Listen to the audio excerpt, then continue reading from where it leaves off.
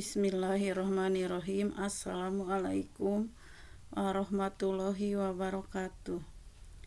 Jumpa lagi dengan saya Tik Gartika dari SMAN 1 Pangalengan. Pada kesempatan ini saya akan membahas tentang jurnal khusus. Ini merupakan materi ajar ekonomi kelas 12. Tujuan pembelajaran adalah setelah kegiatan pembelajaran, diharapkan siswa dapat mengidentifikasi jurnal khusus, melakukan posting dari jurnal khusus ke buku besar dan buku besar pembantu, serta mengerjakan seluruh tugas dan latihan dengan penuh percaya diri dan jujur. Dalam perusahaan dagang ada 4 transaksi utama. Perusahaan dagang berfungsi menjembatani antara produsen dengan konsumen. Maka aktivitas perusahaan dagang yang memiliki frekuensi terjadi paling tinggi adalah aktivitas 1. Transaksi pembelian, 2. Transaksi pengeluaran kas atau pembayaran, 3. Transaksi penjualan, 4. Transaksi penerimaan kas. Pengertian jurnal khusus. Buku jurnal yang digunakan hanya untuk mencatat satu jenis transaksi saja disebut dengan jurnal khusus atau buku harian khusus.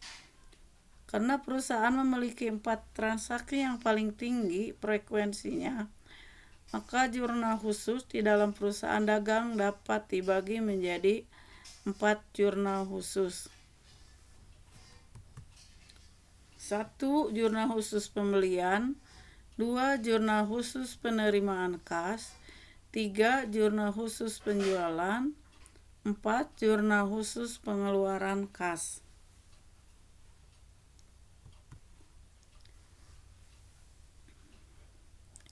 Yang pertama, jurnal khusus penjualan.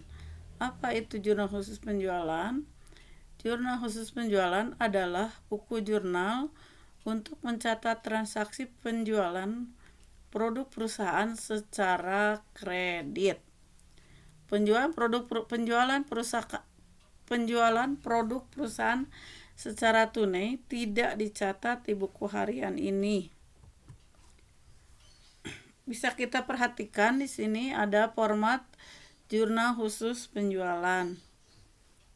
Yang pertama ini kolom 1. Kolom 1 itu untuk mencatat tanggal kejadian transaksi. Kolom 2 yaitu untuk mencatat nama debitur. Ketiga yaitu untuk mencatat syarat pembayaran. Dan kolom keempat yaitu kolom debit untuk mencatat piutang dagang. Dan kolom 5 yaitu kolom kredit untuk mencatat penjualan. Marilah kita praktekkan bagaimana cara pencatatan ke jurnal penjualan.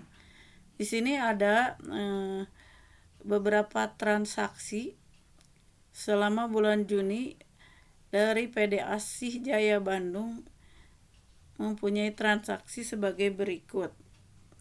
Tanggal 4 Juni dijual barang dagangan kepada FA Huges Jakarta seharga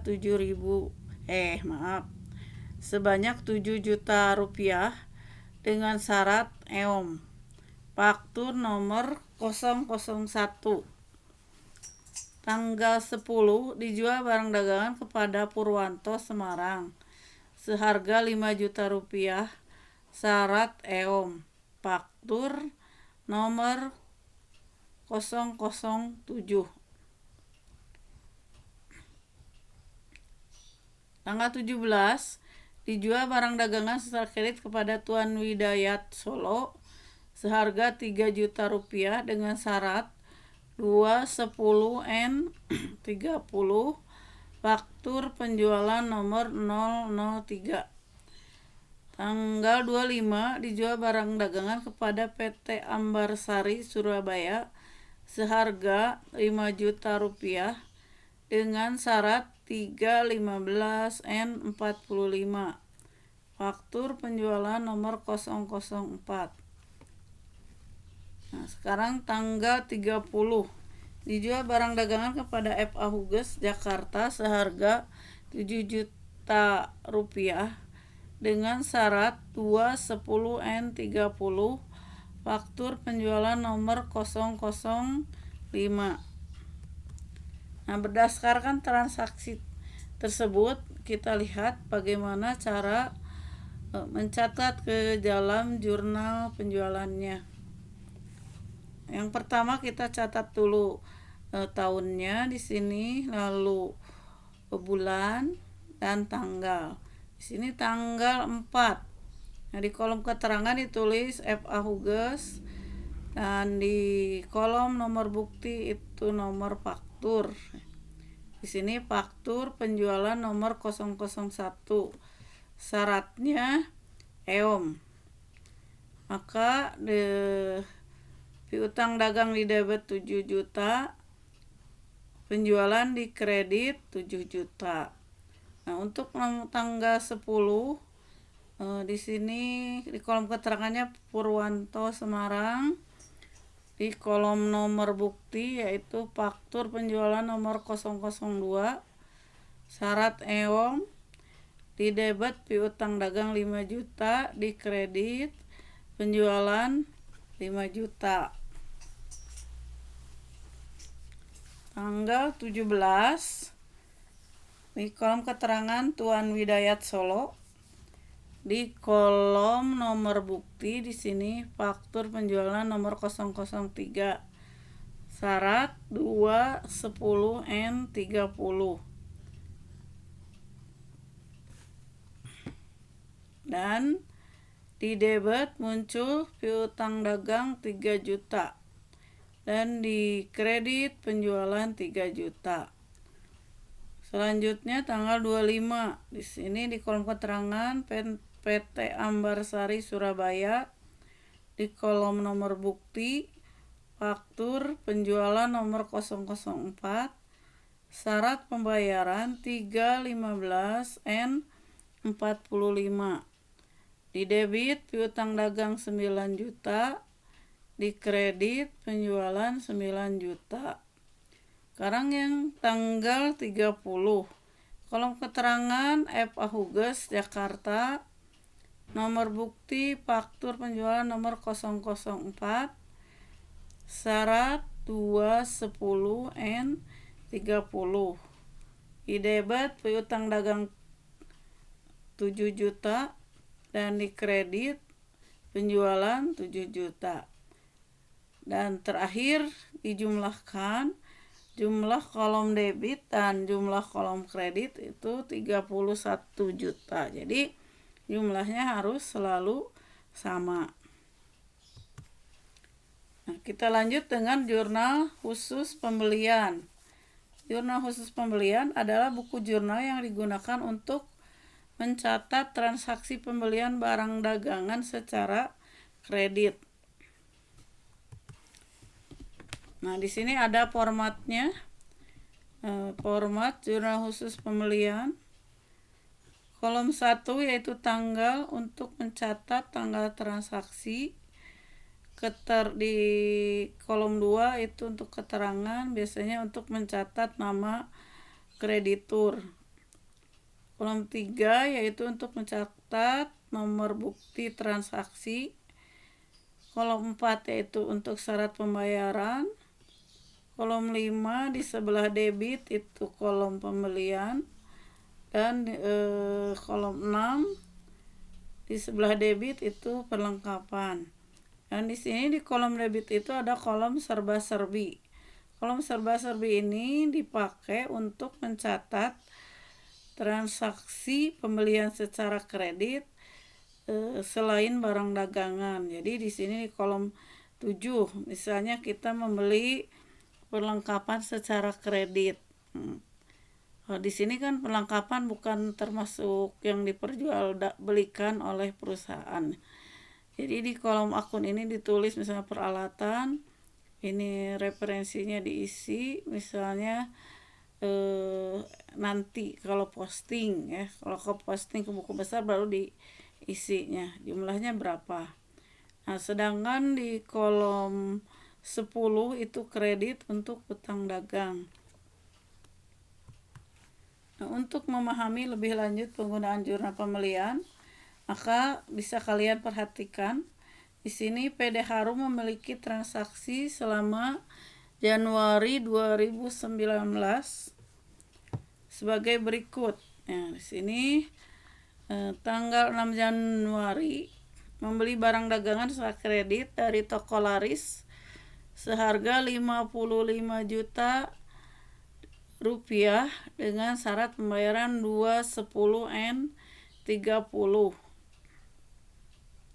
Faktur nomor 251. Tanggal 10 membeli perlengkapan toko secara kredit dari toko lengkap sebanyak atau seharga 250.000 rupiah. Tanggal 16 membeli barang dagangan secara kredit dari toko farma seharga 21.050.000 dengan syarat 210 N30. Faktur nomor 262. Tanggal 20 membeli membeli dengan kredit barang dagangan dari toko Garuda sebesar 9.030.000 dengan syarat 210 N30. Faktur nomor 175. Tanggal 25 membeli peralatan toko 1.500.000 rupiah pada toko Cahaya secara kredit.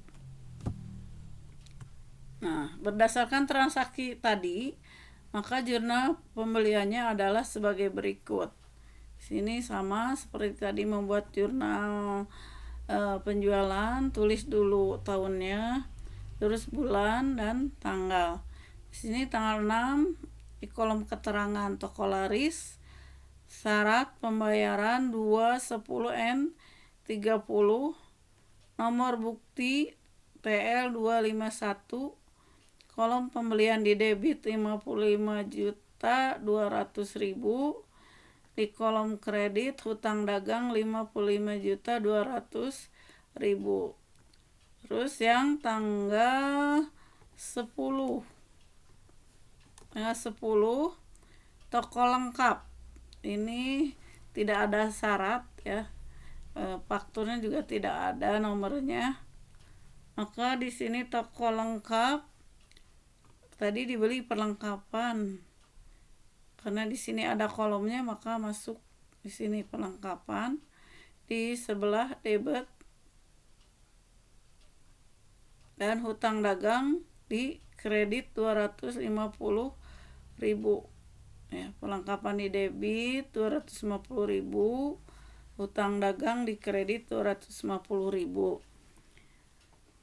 Tanggal 16 ya, ini di kolom keterangan toko Parma, syarat 210 N30, nomor bukti TL262, di kolom debit pembelian 21.050.000, di kolom kredit hutang dagang 21.050.000. Tanggal 20 toko Garuda, syarat pembayaran 210 N30, nomor bukti TGD 175, pembelian 9.030.000 di sebelah debit dan di sebelah kredit hutang dagang sebesar 9.030.000. Nah, tanggal 25 toko Cahaya. Toko Cahaya di sini peralatan yang dibelinya adalah peralatan, jumlahnya adalah 1.500.000. Di kredit hutang 1.500.000. Nah, sekarang ini dijumlahkan. Jumlah kolom pembelian itu adalah 85.280.000, perlengkapan 250.000. Terus di kolom serba-serbi jumlahnya 1.500.000. ini dijumlahkan, jumlahnya harus sama dengan kolom hutang di sebelah kredit, yaitu jumlahnya sebesar 87.030.000. Yang selanjutnya adalah jurnal khusus penerimaan kas. Jurnal khusus penerimaan kas yaitu buku jurnal yang digunakan untuk mencatat aktivitas penerimaan kas dari berbagai sumber penerimaan perusahaan. Nah, di sini format jurnal penerimaan kas. Kolom 1 digunakan untuk tanggal, kolom 2 itu nomor bukti, kolom 3 keterangan, kolom 4 rep. Di sini di kolom debit itu ada kolom 5 untuk kas dan kolom 6 potongan penjualan. Sedangkan di kolom kredit, kolom kredit itu terdiri dari penjualan untuk kolom nomor 7, piutang dagang, kolom 8. Di sini ada kolom serba-serbi juga, yaitu kolom 9 untuk akun serba-serbi yang tidak masuk ke akun-akun yang ini. Nah, kolom rep dan jumlah. Nah, untuk memahami lebih lanjut penggunaan jurnal penerimaan kas, silakan Anda perhatikan transaksi perusahaan dagang di bawah ini. Nah, ini tanggal 1 Juni 2019. Pemilik perusahaan Tuan Asih Nurianto menginvestasikan sebagai modal pertama berupa uang tunai sebesar 10 juta. Buku kas masuk nomor 002. Tanggal 3 dijual barang dagangan secara tunai kepada Tuan Mugiono Salatiga seharga 5 juta. Buku kas masuk nomor 003. Tanggal 6 diterima pelunasan piutang dari FA Gurun Bandung sebesar 6 juta dikurangi potongan 2%. Buku kas masuk nomor 004. Tanggal 10 diterima dividen tunai dari PT Faruh sebesar 3 juta rupiah. Buku kas masuk nomor 005. Tanggal 15 dijual barang dagangan secara tunai kepada Tuan Arman Surya Semarang seharga 3.500.000 rupiah. Buku kas masuk nomor 006. Tanggal 20 diterima pembayaran dari Tuan Yoga Asmara Salatiga atas hutangnya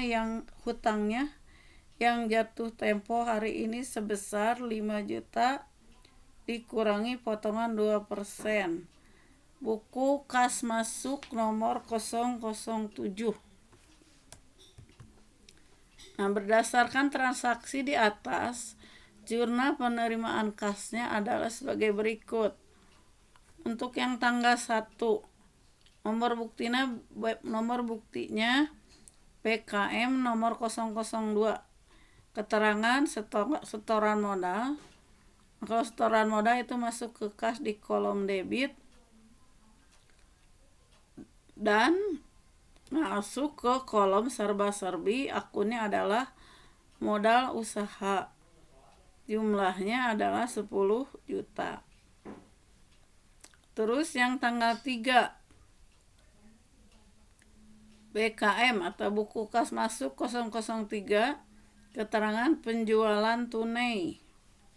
Penjualan tunai, maka kas bertambah sebesar 5 juta di debit dan di kreditnya kolom penjualan 5 juta. Nah, yang tanggal 6 buku kas masuk nomor 004 FA Gurun Bandung debit 5.880.000, potongan penjualan 2% yaitu 120.000. Nah, dimasuk di kolom kredit piutang dagang 6 juta. Tanggal 10 buku kas masuk nomor 005 penerimaan dividen. Di debit yaitu kas 3 juta dan di kolom serba-serbi akunnya adalah di kolom serba-serbi sebelah kredit. Akunnya adalah pendapatan dividen, jumlahnya adalah 3 juta. Tanggal 15 buku kas masuk nomor 006 penjualan tunai, maka uang kas bertambah di debit 3.500.000. Kreditnya adalah kolom penjualan di sini. Dan tanggal 20 buku kas masuk nomor 007 Tuan Yoga Asmara. Uang masuk ke kas 4.900.000. Potongan harga 2%, 100.000. Di kredit piutang berkurang 5 juta. Nah, sekarang kita jumlahkan. Nah, kolom debit antara ini kolom kas dengan potongan penjualan harus sama dengan jumlah kredit penjualan, piutang, dan kolom serba-serbi. Ini jumlahnya harus sama. Jadi kalau disamakan, debit dan kredit jumlahnya sama. Sekarang kita lanjutkan dengan jurnal khusus pengeluaran kas. Jurnal khusus pengeluaran kas adalah buku jurnal yang digunakan khusus untuk mencatat transaksi pengeluaran kas untuk berbagai keperluan. Nah, transaksi pengeluaran kas misalnya membayar hutang, pembelian barang dagangan secara tunai, membayar berbagai macam beban operasi maupun untuk berbagai keperluan yang ada. Nah, di sini ada format khusus jurnal pengeluaran kas. Formatnya untuk kolom 1 itu untuk mencatat tanggal transaksi, kolom 2 untuk mencatat nomor bukti, keterangan di sini untuk mencatat jenis pembayaran, jenis pengeluaran atau pembayaran. Nah, di sini ada kolom debit dan kolom kredit. Kolom debit itu terdiri dari pembelian untuk kolom 5, utang dagang untuk kolom 6, dan akun serba-serbi itu kolom 7, 8, dan 9. Untuk kolom kredit terdiri dari kolom kas itu di kolom 10, potongan pembelian itu di kolom 11. Nah, untuk memahami lebih lanjut penggunaan jurnal pengeluaran kas, silahkan Anda perhatikan transaksi di bawah ini.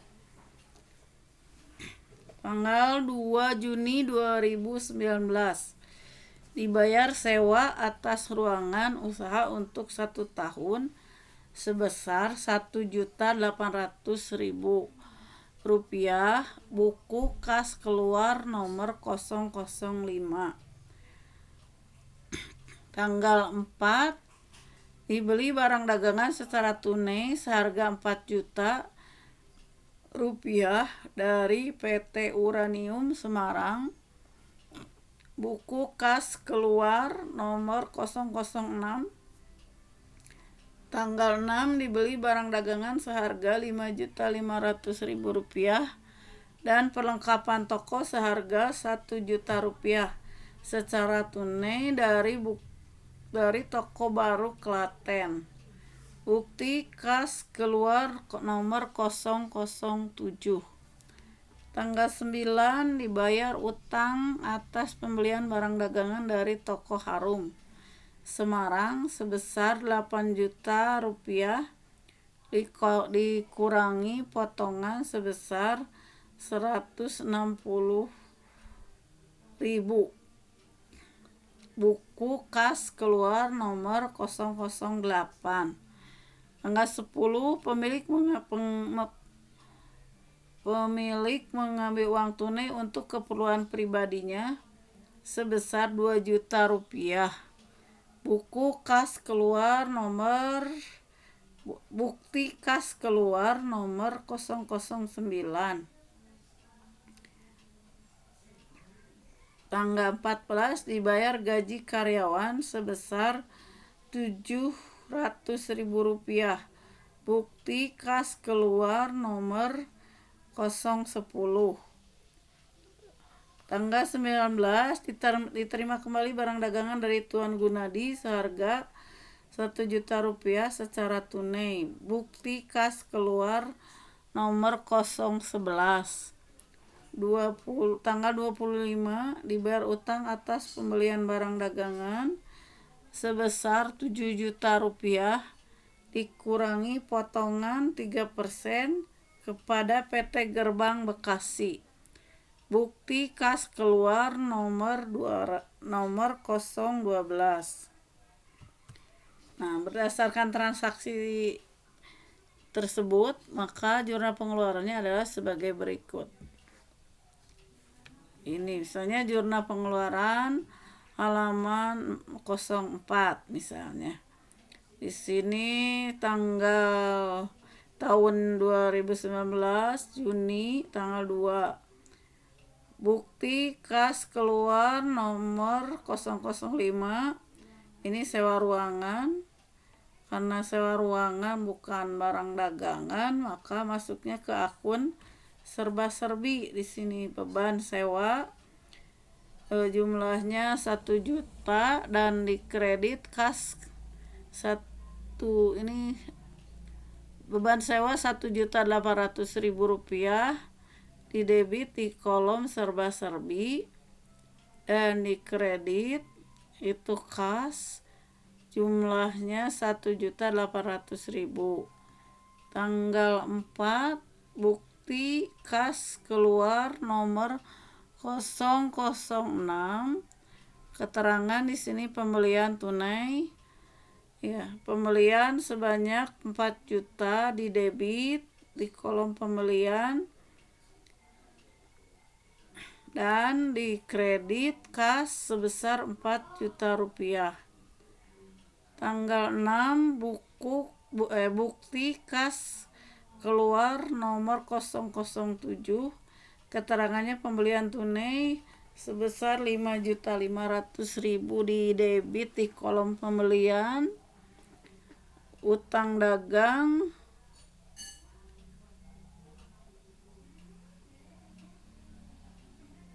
tanggal 6 ini bukti kas keluar nomor 007 pembelian tunai sebesar 5.500.000 didebit di kolom pembelian. Terus di akun serba-serbi, akunnya adalah perlengkapan toko, jumlahnya 1 juta. Nah, kredit kas yaitu 5.500.000 ditambah 1 juta jadi 6.500.000. Tanggal 9 bukti kas keluar nomor 008. Ini keterangannya toko Harum membayar utang ini ya. Nah, berarti utang didebit 8 juta karena berkurang dan kas berkurang di kredit 7.840.000 rupiah dan potongan pembelian 160.000.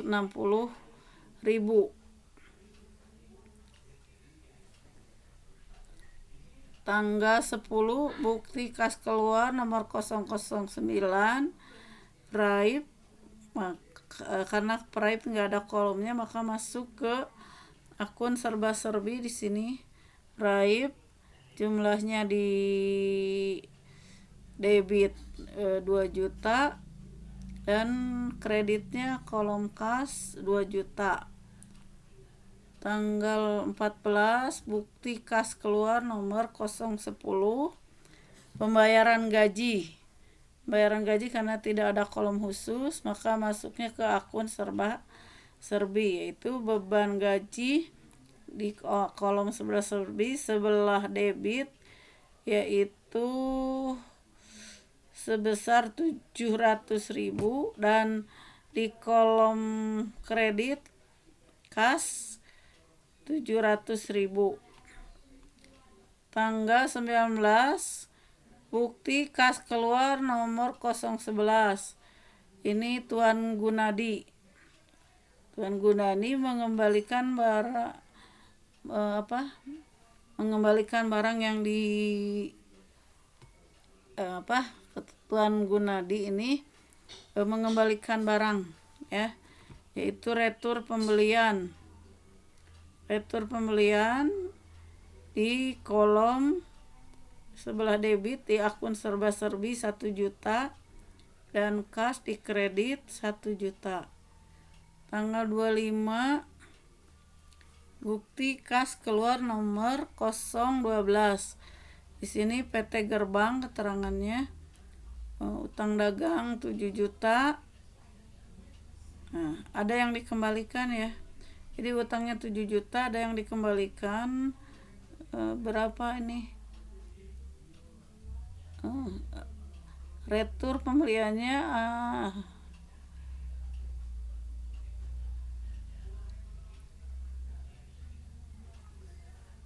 maaf. Ini PT Gerbang.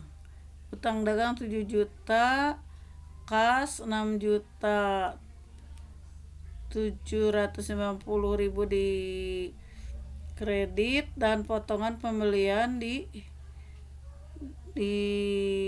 kredit sebesar 210.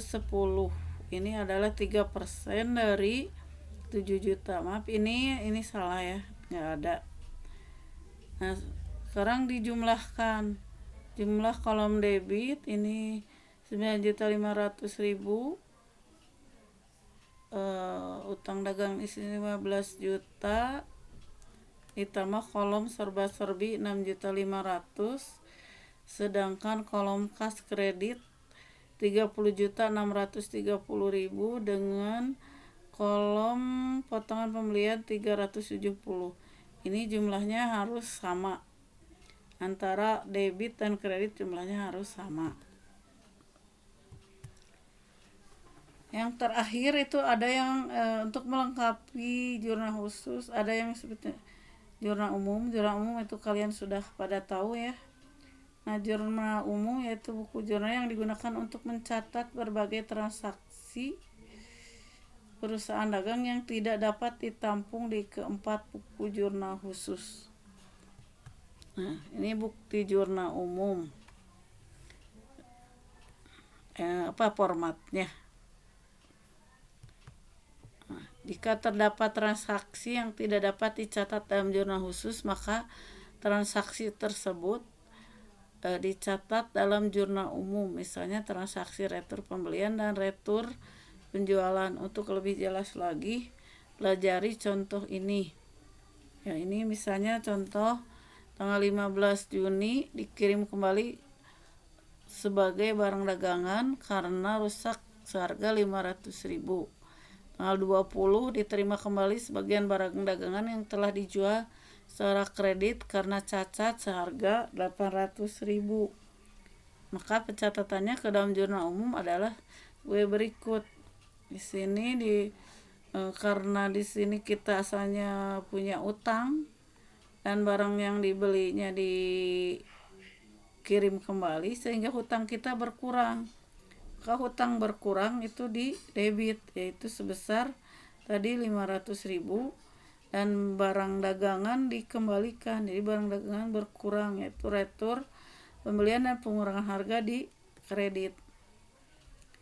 Dan yang tanggal 20 itu ya, kita menerima kembali. Jadi barang dagangan dikembalikan, maka retur penjualan dan pengurangan harga di debit 800.000 dan piutang dagang berkurang sebesar 800.000 di kredit. Demikian pembahasan kali ini. Mohon maaf kalau ada kekurangan, dan semoga bermanfaat pembahasannya. Sekian dan terima kasih. Sampai jumpa lagi. Wassalamualaikum warahmatullahi wabarakatuh.